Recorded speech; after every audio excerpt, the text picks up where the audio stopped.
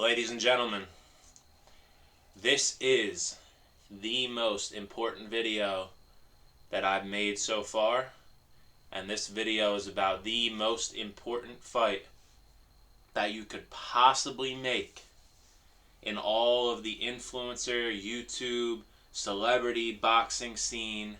It is the Avengers Endgame of this all. This is about the Nightmare KSI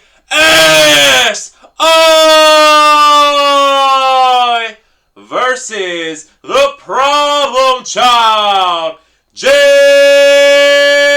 Paul. And we are getting into it, baby.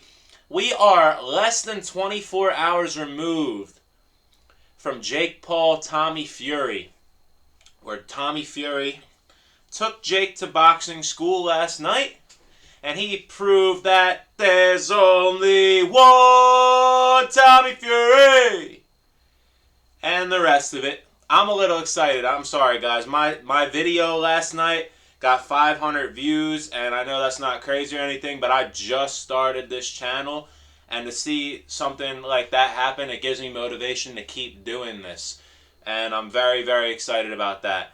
And I figured we might as well make this banger of a video right now, where we're going to break down every little detail of KSI versus Jake Paul. I think, contrary to what others might think, I think this is the biggest that this fight has ever been. It is the realest that this fight has ever been.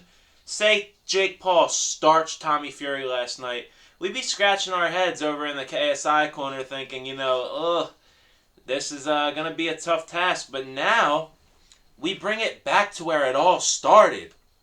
Influencer boxing is what it's all about. So what I'm going to do today is I'm going to take you through every aspect of my thought process for this fight. And I'm not going to give a prediction, obviously. We're nowhere near that, and there will be more videos to come when the time is right. But let's start it from the top. The history of this fight. It all started when Theo Baker and Joe Weller had a boxing match on their channel on YouTube.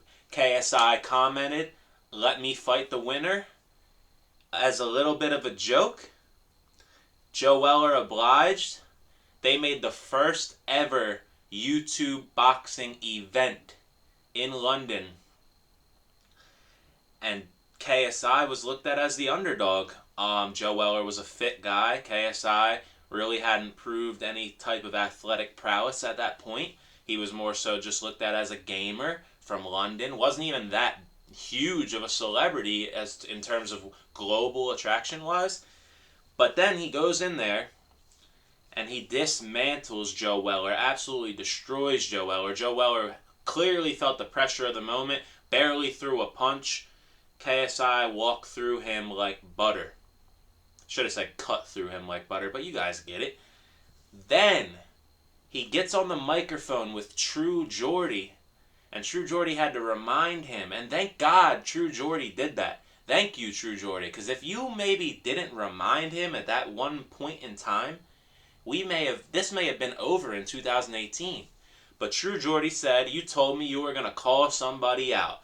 And KSI said the famous, "Jake Paul, Logan Paul, any of the Pauls, I don't care." And guess what? Jake said, "No thank you." And that's what we have to remember here. This story is so deep. Jake Paul initially wanted no parts of KSI. He was not down to box that guy he just saw run through Joe Weller. But big brother Logan said, "Okay, I'll do it." Logan was obviously coming off of a crazy controversy that we won't get into. And he needed something like that to revive him. So he took it upon himself to box KSI. And and Jake boxed Deji, KSI's little brother. Huge, monumental, groundbreaking event that those four put on that night. And there was a stacked undercard looking back at it. Yeah, I think Sensei fought on that card against Overt Flow. I could be wrong. I think that was the one. I think Gib fought on that card as well. I don't know if he fought Swingler on that card. I can't remember when these undercard fights took place exactly, but I'm pretty sure that both of those fights happened on that undercard. And obviously, the world got introduced to Vidal Riley around that time, who's an amazing boxer. I watch his videos too. He has a great YouTube channel, and he's doing music now, doing his thing. So we got introduced to that talent. And on that very night, Jake Paul beat the brakes off Deji. Deji showed a lot of heart in that fight, but it was a mismatch from jump. Even just looking at the two, it was a mismatch from jump. And Jake put it on Deji, and I think that may have been the night that Jake fell in love with boxing. Jake said that ever since he got his first knockout, he's been in love with it, and I believe he alludes to that fight. It was a TKO, but it was a knockout. That's what a knockout is. And, he caught the boxing bug at that point in time. And at that night, KSI and Logan, they fought to a draw. But, in my opinion, I thought KSI won that fight 4-2. But, nevertheless, I'm happy it was a draw, because it brings us to our next step in this story, which is Logan Paul KSI 2. The fight that made everybody want to do this. Every influencer saw that in Los Angeles at the Staples Center. Yes, not the Crypt, the Staples Center. I am a diehard Lakers fan. It will always be the Staples Center. Those two went in there, and they put it all on the line. KSI was a 3-1 dog, I believe, or even more than that. Nobody expected KSI to walk into, at that time, what was looked at as Logan Paul's hometown and pull the upset, but he did. He walked in there, and he fought his ass off, fought through adversity. I don't want to hear about the 2 points because KSI also dropped Logan and they didn't count it. So, fair and square against all odds. They said 56-55 from the United Kingdom, the Nightmare, and so on. And KSI got the ginormous W. Ginormous W. And 1 month after that, I don't know if I put enough emphasis on that. That fight was so important. Logan and KSI 2 was so important. And KSI pulled off the most amazing upset we have seen thus far. I just want to emphasize that as much as possible because it runs deep in this story. A month after that, or maybe 2 months after that, I'm sorry, it was January of 2020 when this next fight happened. Jake Paul met with AnesonGib in the boxing ring. Gib was looked at as the boogeyman for Jake Paul at the time. KSI swore up and down that Jake Paul would never take that fight, and he took that fight, and not only did he take it, he shut every United Kingdom personality up on that very night in one round. He dropped AnesonGib 3 times in one round. AnesonGib's plan was to use pressure on Jake, but he didn't use it in an effective manner. He didn't use calculated pressure. He just crouched low like a crab. We all saw the memes. And he walked towards Jake with reckless abandon, and Jake made him pay over and over and over again until AnesonGib was out of there, and it didn't take long. Then we got the in-ring face-off from KSI and Jake Paul, and we were all expecting 4 or 5 months from that point. We'll see these two fight. But it turns out that was not the case. And again, thank God that wasn't the case because the rivalry only cuts deeper from here. KSI winds up taking a hiatus from boxing. He hadn't boxed in a while for a long time at that point. He was doing his music thing. He dropped like 2 albums. He definitely leveled up in music tremendously. I remember his music used to be unbearable, and his singles lately have been pretty popping. I listen to some of his new music, even myself. Like, it's pretty good. And he worked on that. He wanted to build a foundation with that. And at that point, when the KSI fight was not there for Jake, Jake went on an absolute run. Jake said, okay, I'll fight on the Mike Tyson undercard, get eyes on me, and I absolutely will demolish my opponent, which will happen to be Nate Robinson.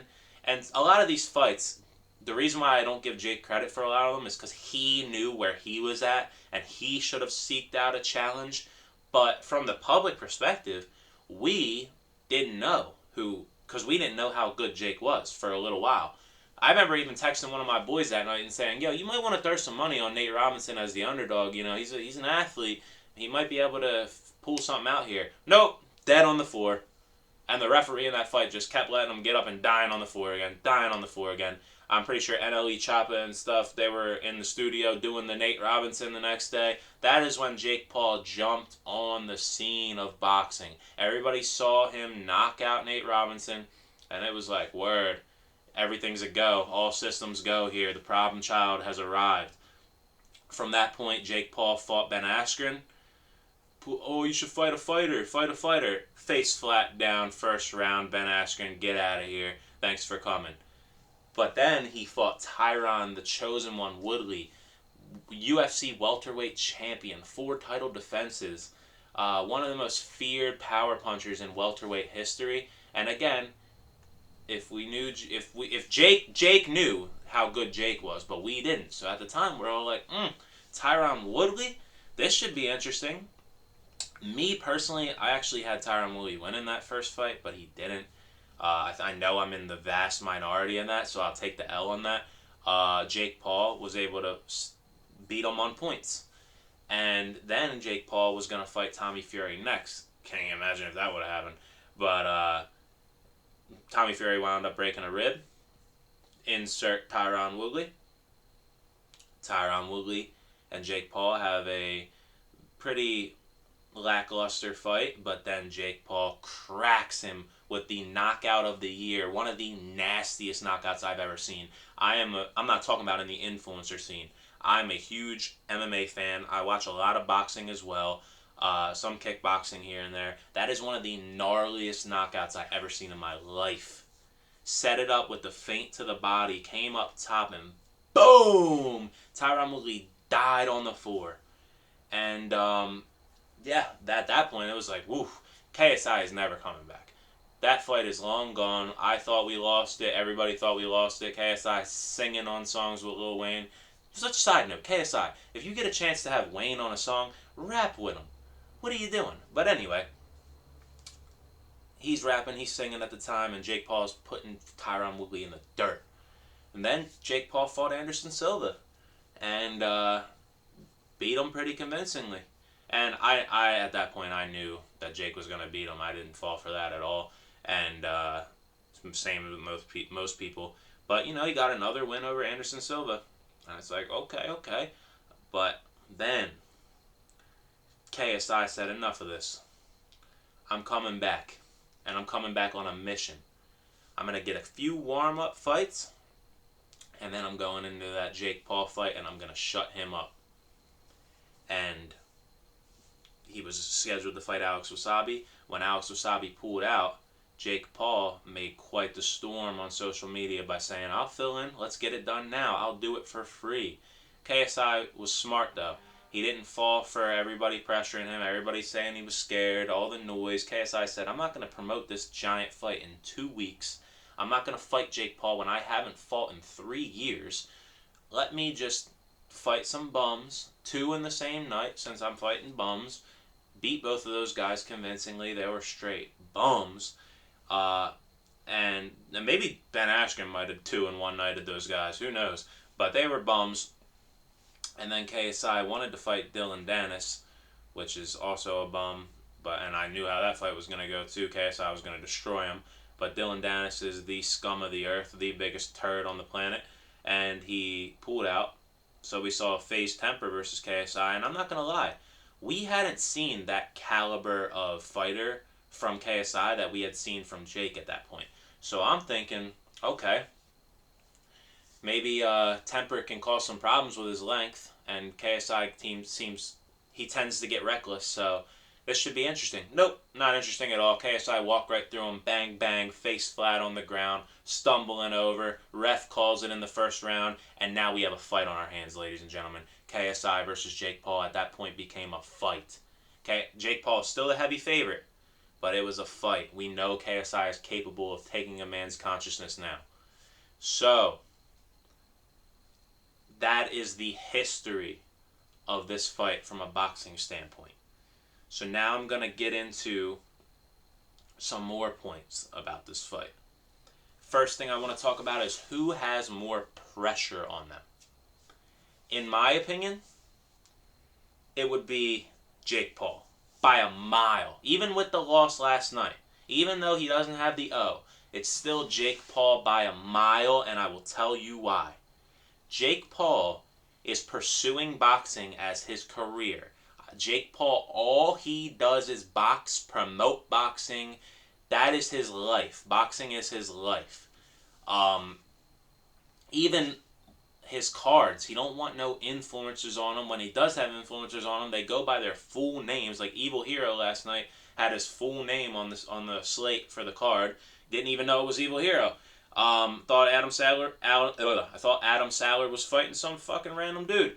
But that's how serious Jake takes it. He wants to distance himself from that influencer scene. Whereas KSI embraces the influencer scene. He made Misfits Boxing, which is basically an entertainment form of boxing. Very similar to the WWE, except it has boxing matches. Tag team boxing matches. Mystery opponents. All these guys, every fight from top to bottom is an influencer fight for the most part. Or a hybrid fight like Greg Hardy and Top Rahman Jr. I'm just kidding. I heard Sean O'Malley call him that, and that was really funny. Hasim Rahman Jr. And, that's what I'm saying. Like, Jake Paul embraces the professional boxer scene, and he distances himself from the influencer boxing scene.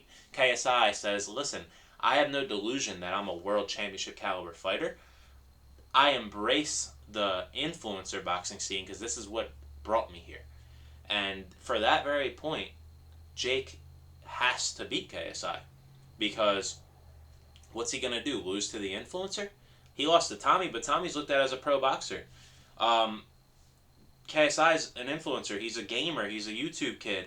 He still does YouTube to this day. I don't even think Jake Paul really, if he does, he rarely posts on YouTube.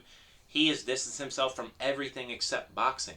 Another reason why, and I'm going to get to this more so in depth in a few minutes, but another reason why Jake has more pressure on him is the family pride. The family pride. Jake Paul fighting KSI is about so much more than them two. It's about that one night in November of 2019 where KSI took out Logan Paul. So what happens to both guys if they lose? If KSI loses to Jake, KSI's core fans are very disappointed. KSI is probably embarrassed. I can't imagine that KSI is somebody that deals with a loss well, because he just doesn't seem like that. He's a very competitive guy. He's very focused on winning. So it's rough, right? But it's nothing that nobody didn't expect. So there's no shock element to it. There's no real deterioration on the image of JJ, I don't think. Whereas if Jake loses, that is horrible. Laughing at Jake Paul 1, laughing at Jake Paul 2, laughing at Jake Paul 3, reacting to fighters picking the fight. These are all videos that KSI is going to make if he beats Jake Paul. Imagine if he knocked Jake Paul out. He would bask in that for probably a year straight. All we'd hear out of KSI's mouth is about how he knocked Jake Paul out. I can't even explain to you how much that would just be marketed and marketed and marketed and marketed. They might make a Prime bottle in the UK with Jake Paul sleeping on it. You never know if Logan would approve it. That's what I'm saying. Like, it would be bad for Jake if he lost. The next thing I want to talk about is the Logan Paul factor. This may be the most interesting part about this whole fight, because obviously we know that Lake Law, I might as well call him that, right, from last night. But what I meant to say is Jake Paul and Logan Paul are brothers. But Logan Paul, since the KSI robbery, has reconciled with KSI. He's admitted that he believes that loss was legit. And he moved forward with KSI in a genius move and created a hydration drink. One of the biggest celebrities in the United States, one of the biggest celebrities in the United Kingdom, probably the biggest celebrity in the United Kingdom, form a drink together. They're business partners, they're buddies. I don't know how good of buddies they really are, but for the cameras, they're buddies. And that could play a factor, but the main thing I want to talk about here is that I don't know these guys personally, but I know for a fact that Logan Paul harbors resentment for that loss he took to KSI. He was so sure. First round decapitation. Yada, yada, yada. He made mistakes in the first fight that cost him his gas tank. The second fight, he was certain he was going to win. Everybody was certain he was going to win. KSI was on tour that whole year. Logan Paul did nothing except box, and he still came up short. And Logan Paul is a very competitive guy. I know he doesn't forget that. I know he has hatred in his heart somewhere deep, deep down for KSI. I know it. And if you ever heard Jake Paul tell the story about, I think he was talking about how he was in a Sprinter van with Logan shortly after he lost to KSI. Logan was intoxicated, and we all know when you're intoxicated, the truth may come out. And he said that Logan grabbed him, looked him dead in the eye, and said, "You need to beat KSI and avenge our family." And it seems like Jake never forgot about that, and I bet you Logan never forgot about that pain that he felt when he let everybody in Los Angeles down on that night. And I know for that reason that Jake feels like he needs to beat KSI. Another thing I want to cover in this is who has the most impressive win thus far out of them. Now, most people would say, oh, it's Jake, it's Jake, it's Jake. Jake's beaten Tyron Woodley. Jake's beaten Anderson Silva. Jake fought Tommy Fury, which KSI has not fought anybody of that caliber. And I give Jake credit for all those things, but the most impressive win is KSI versus Logan. That's why I'm stressing how deep that fight cuts. Because KSI was such a huge underdog. Went to the man's hometown at the time and pulled off that win. That is the biggest win of anybody out of either of the guys that they fought. You know what I'm saying? So the last thing I want to get into is the skill breakdown of this fight. Now, Jake Paul, as I've alluded to in previous videos, he prefers to fight at a slow pace and even still gets tired in fights in a slow pace. And last night, Tommy fought him at a faster pace than he's used to. Well, KSI will fight him at an even faster pace than that. KSI's pace is ridiculous. KSI's pace is professional level. And I haven't seen him go 8 rounds because he hasn't had an 8-round fight yet, but I'm supremely confident that he can keep that up for 8 rounds. He's in tremendous shape. He's a tank. And all he does is come forward, come forward, come forward. The problem with that is that he is very susceptible to being countered.